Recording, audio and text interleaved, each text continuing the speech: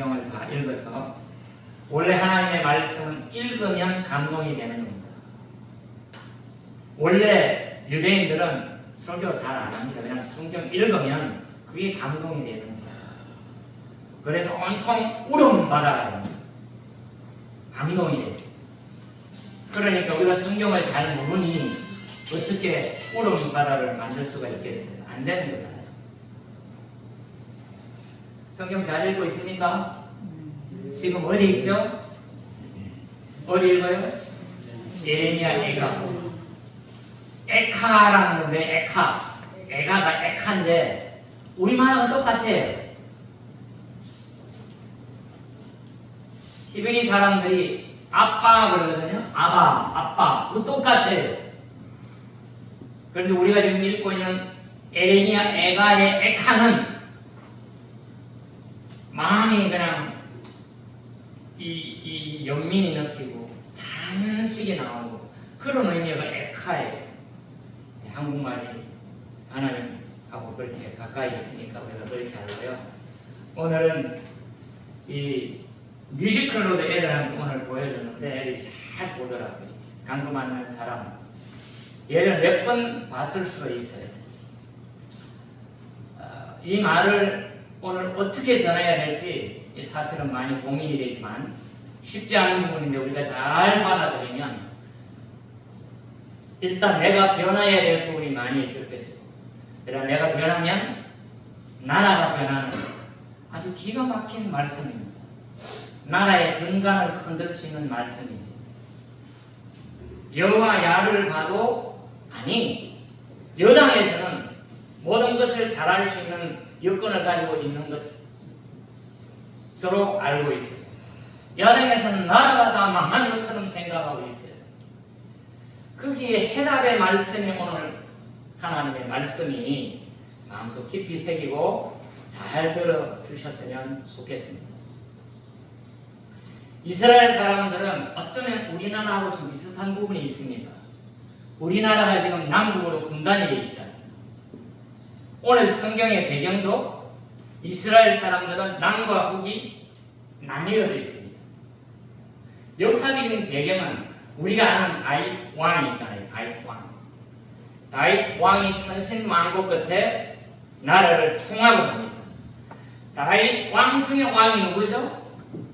사울 왕입니다.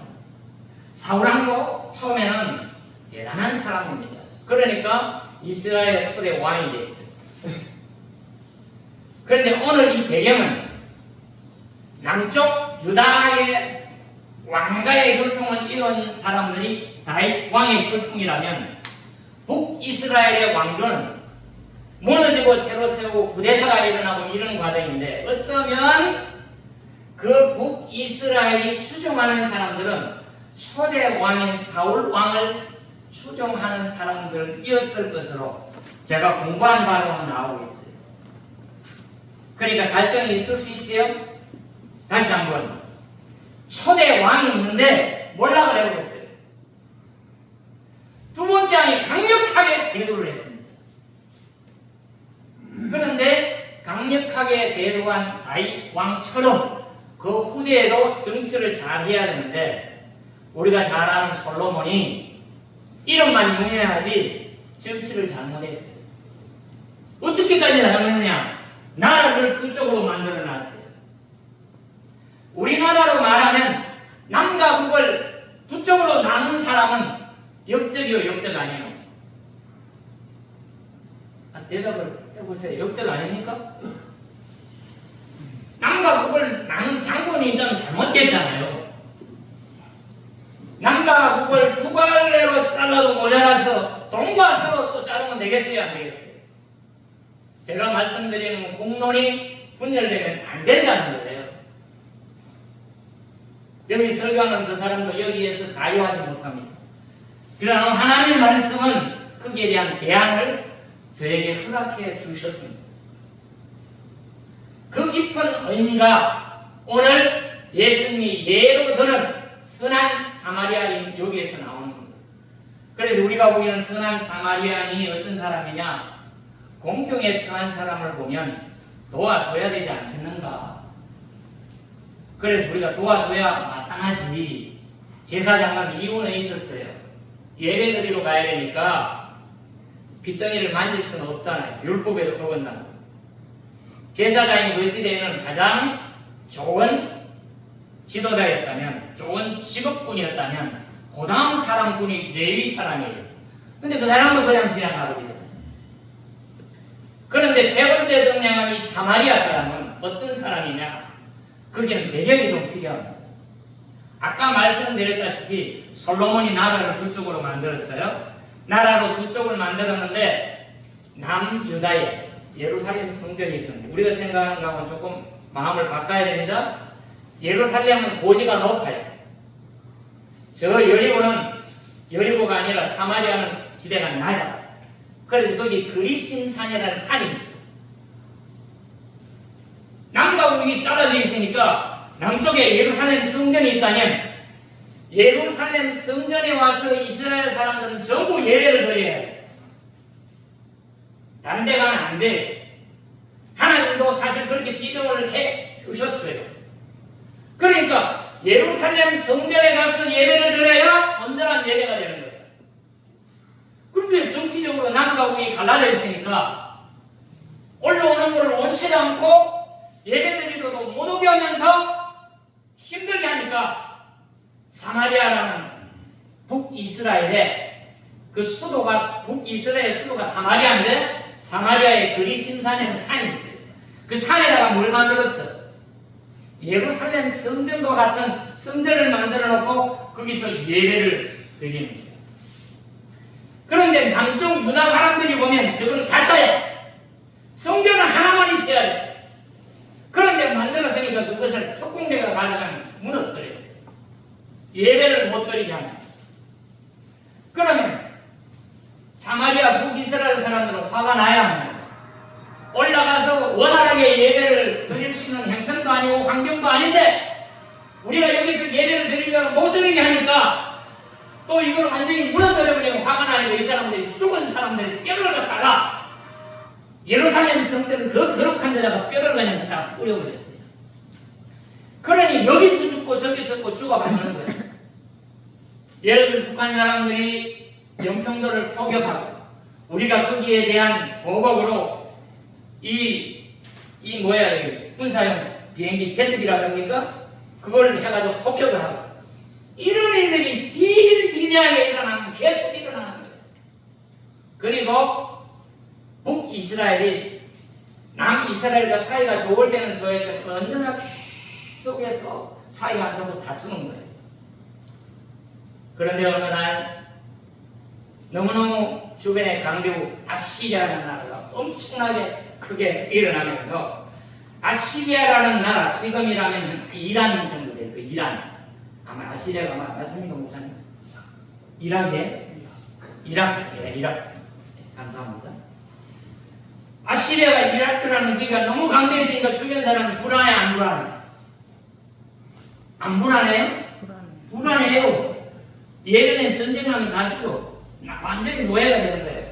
그러니까 주변에 조그만 나라들이 동맹을 일으켜요. 동맹을 일으켜서 저 아시리아를 대항하자.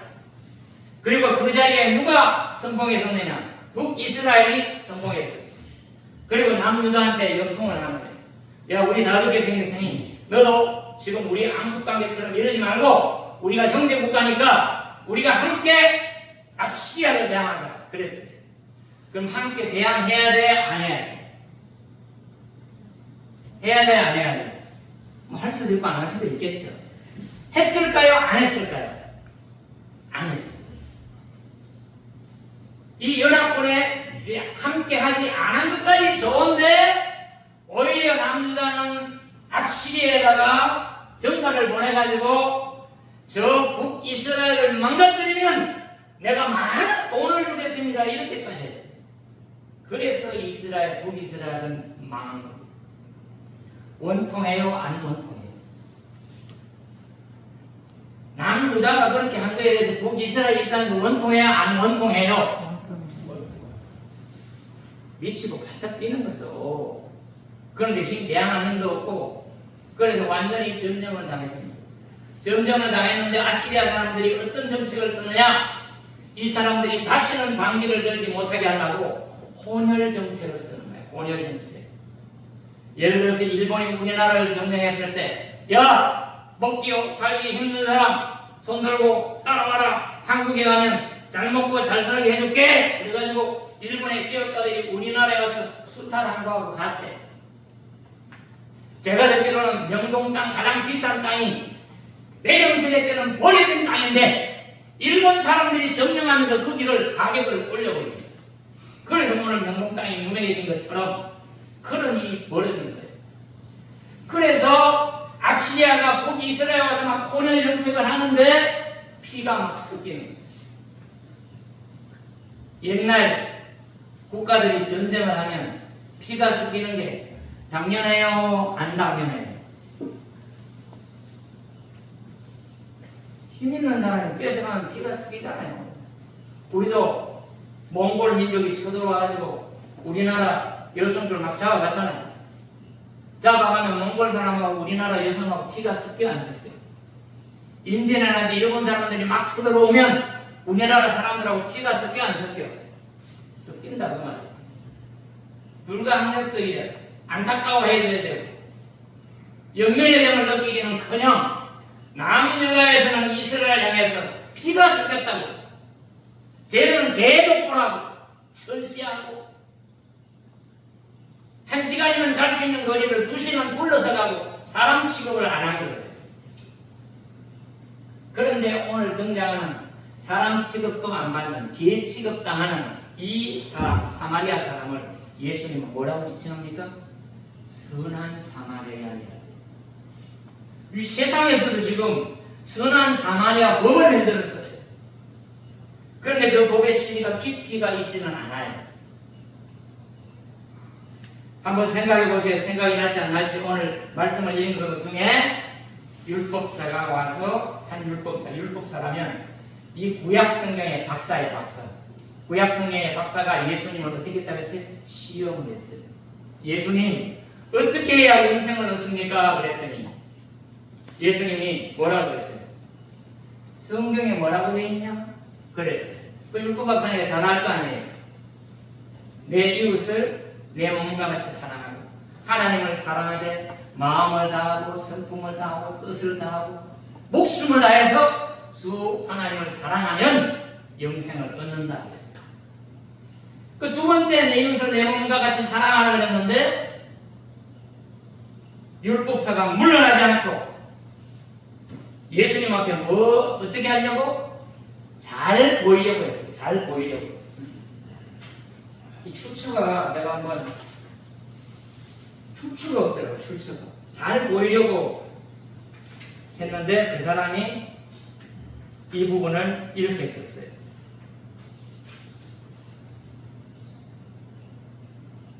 정말 이 사람은 출처가 없었어요. 자기를 옳게 보이려고 예수께 여짜오되 그러면 내 이웃이 누굽니까? 이렇게 물었잖아요. 예수님한테. 그랬더니 옳게 보인다고 하는 얘기는 옳은 사람이에요? 안 옳은 사람이에요? 제가 남자처럼 보이려고 애를 쓰면 제가 남자예요? 여자예요? 여자. 지금 율법학자가 예수님께 어떻게 하려고 했어요? 옳은 사람으로 보이려고 그러면 예수님 내 이웃이 누구입니까? 이렇게 묻는다는 말이에요. 함정이 있죠? 우리가 다시 한번 생각해보면 이제 바깥에서 보면 그 사람은 옳은 사람이 아니에요. 옳은 사람이면 예수님께 그런 질문도 안 해요. 그것도 모르고 질문 안 하는 거예요. 우리 지금 뒤에서 보니까 그렇다 이 말이에요. 자기를 옳게 보이려고 내 이웃이 누구입니까? 딱 자세를 딱 취해가지고 예수님이 그런 질문에 대해서 이제 예를 들어서 말씀을 하신 장면이 강도 맞는 사람이 그 반죽에 대해서 다 피투성이가 되어 있는데 그거 사실 우리도 교통사고 나는데 피가 철철 나고 가지고 가는 사람 구해주기 쉬워요? 어려워요? 지금이야 뭐 119 부르면 되지. 112번 전화하면 되지. 그런데 이 시대는 안 그렇잖아요. 피투성이가 된 사람을 끌어안고 어떻게 해가지고 태워서 가려면 자기 옷 다 버려요, 안 버려요? 하루 일정이 어떻게 되겠어요? 우리 같아도 그냥 돌아갈 가능성이 많잖아요. 어떤 사람은 그렇게 하다가 덤탱이 써가지고 계속 전화 오고 물에 빠지면 건져뒀더니 뭐 내놓나? 어떤 내놓으라고 그러고 이런 일이 우리 속에 일어날 수 있는 일입니다. 그러니까 선한 사마리아인이 쉽지 않음에도 불구하고 그는 데려다가 여기를 다 주고 했다고 말이에요.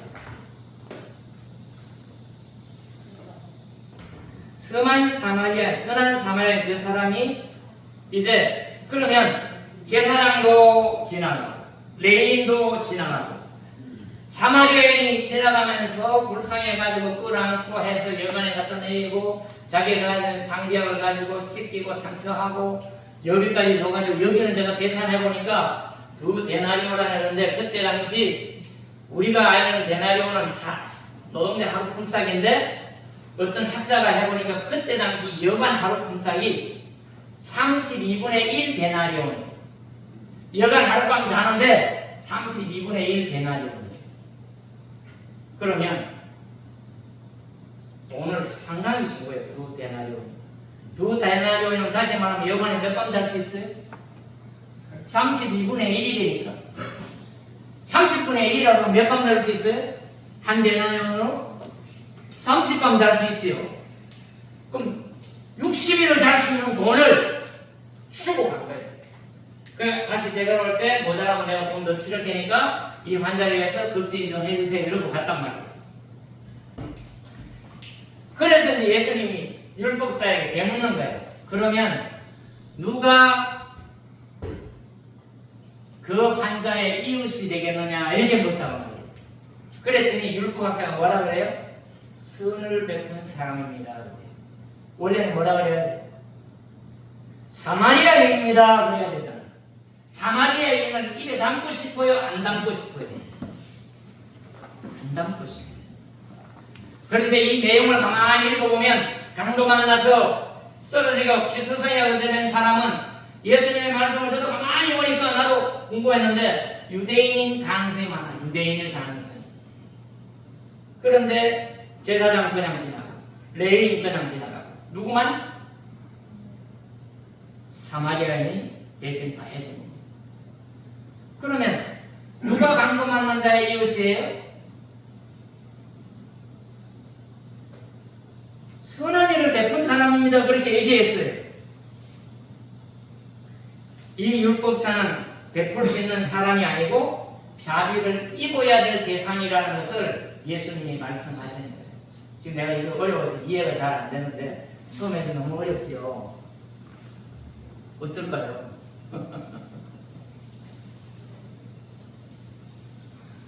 오늘 예수님께서 이 예를 드는 것은 선한 이웃이 되려면 제사장이나 레위인이 그 강도 만난 사람을 일으켜주고 쓰다듬어주고 치료해주고 호흡해야 될 그 사람이라고 생각하지만 오늘 선한 사람은 누구라고요? 사마리아인입니다. 그 사마리아인이 누구의 이웃입니까? 강도 만난 사람의 이웃 아닙니까? 강도 만난 사람은 누구예요? 하나님께서 암시하는 것은 유대인입니다. 지금 이해가 잘 안 돼서 제가 며칠 전에 있었던 얘기를 하나 해드릴게요. 여러분도 아는 얘기인데 반쪽밖에 몰라요.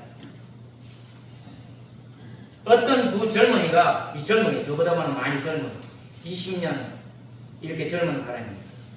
어떤 젊은이가 다퉜어요. 굉장히 친한데 매일 만나. 매일. 특히 주말에는 그 집에 와서 살 정도로 친해요. 그 일을 서로가 도와줘요. 아무런 대가 없이 도와주는데. 근데 뭐가 안 맞느냐? 정치적인 성향이 안 맞아요. 그래서 한 사람은 계엄이 옳다고 그러고 한 사람은 계엄이 잘못됐다고 그러는 거예요. 계엄이 잘못됐다는 사람이 계엄이 옳다라는 사람은 한숨하기 짝이 없어요.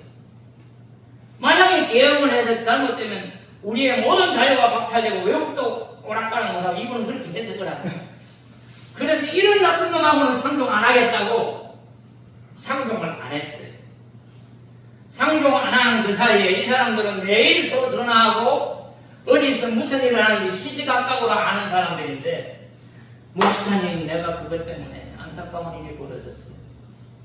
그 다툼 때문에 이 사람이 그렇게 서로가 연결하는데, 지금부터는 아는 일을 하러 가서 포크레인이 일을 다 끝내고 나무를 켜서 심는데 나무 캐는 사람들 다 가고 자기가 뒷정리를 다 해주고 뒷정리를 다 끝내고 차에다가 포크레인을 실어가지고 실은 상태에서 차가 내달려가지고 브레이크가 풀려서 전복이 돼서 그 사람 때문에 자세히 알게 됐는데, 휴대폰을 차 운전석인가 어디는 놓고 자기는 지금 어디 타고 있습니까? 차 뒤에 포크레인 안에 있잖아요. 이게 전복이 되는데 팔이 눌린 거예요. 다른 데는 아무 상처가 없어요. 비는 엄청나게 오고 있어요. 팔이 눌려가지고 다른 데 부검을 해보니까 아무런 상처가 없어요. 그때 누군가가 연락을 했다면 살 수 있었는데 아무도 연락 안 해요. 그 무거운 것이 포크레인 눌러놓으니까 팔을 못 빼잖아요. 비는 쏟아지니까 저체온증이 온 거잖아요. 그래서 사인은 통증과 저체온증으로 죽은 거예요. 그런데 이분이 그렇게 안타까워하지는 않아요. 이놈의 세포가 잘못돼가지고 계엄을 반대했으면 내가 계속 연락을 해서 살 수 있었을 텐데 죽었다. 오늘 하나님의 말씀이 암시하는 것은 뭐냐면, 우리가 생각하는 이 자비를 베푸는 사람과 자비의 베품을 당하는 사람이 있는데, 여기에 앉아있는 여러분 모두는 무엇라고 생각하기 쉬우냐면, 나는 자비를 베푸는 사람인데 베풀어야 될 자비를 원활하게 베풀지 않았다라고 생각할 수 있어요. 다시 말하면 내가 율법사의 위치에 있을 가능성이 훨씬 많은 사람들이 지금 예배당에 앉아있는 겁니다. 그런데 예수님은 이 예를 가지고 콕 집으면서 너의 이웃은 누구라? 네가 개취금하는 그 사마리아인이라. 어렵습니까?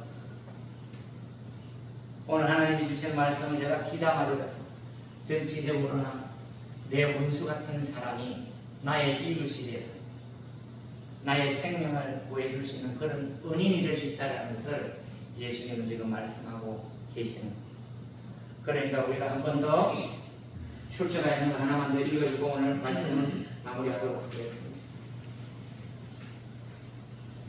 핑계가 있지만 목소리도 잘 안 나오고 잠도 모자라고